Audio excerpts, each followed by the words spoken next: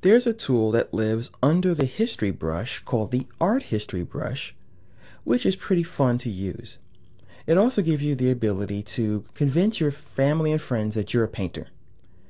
Now, what you could do with this tool is something that you would find in the filter menu under Artistic. You'd be able to create something that looks like some kind of effect like watercolor or painting. You'll also have the ability to work in a way that kind of resembles Van Gogh. Now, let's talk about how to use this tool. The first thing we have to do is fill our artwork with a color. So as you see here in the Layers panel, I just have my artwork.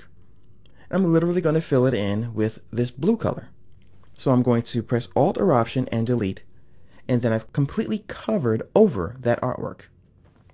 Now it's still there, and that's what this tool is going to do. It's going to uncover the artwork from underneath these pixels.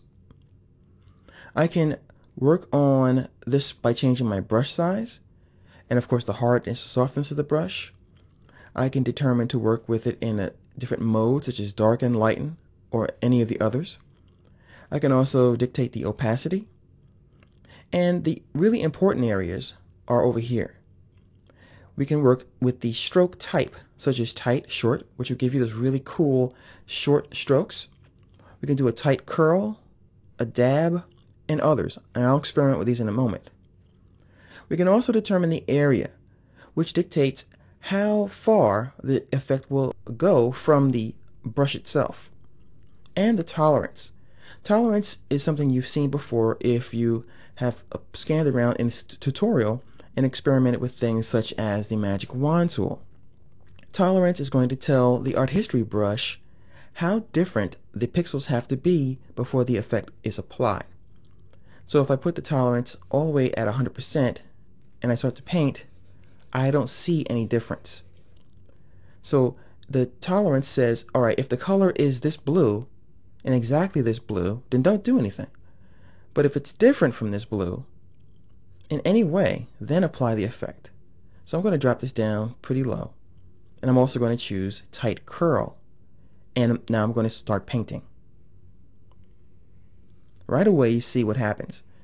It's revealing the artwork underneath, and I'm getting these tight curls in an area 50 pixels from the brush.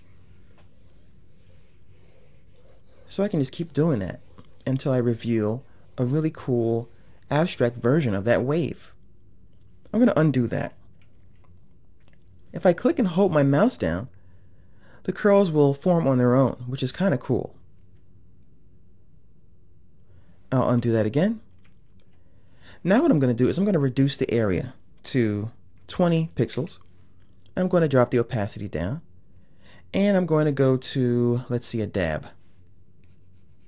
Now we have no curl, but we have these dab strokes, and they're staying pretty much in a 20 pixel area from the brush itself.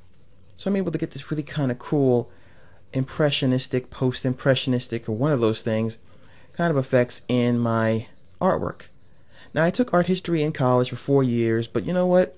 The professor, she kind of droned when she talked, and I think I fell asleep a lot in that class. So Impressionism, post-impressionism, same thing to me. But anyway, so you can see this is a really cool effect. And you can just experiment with these different effects to try to get a look that's unique. Once again, all you have to do is find some artwork, fill it in with a color, play around with these settings, and then choose your style and create some really interesting artwork.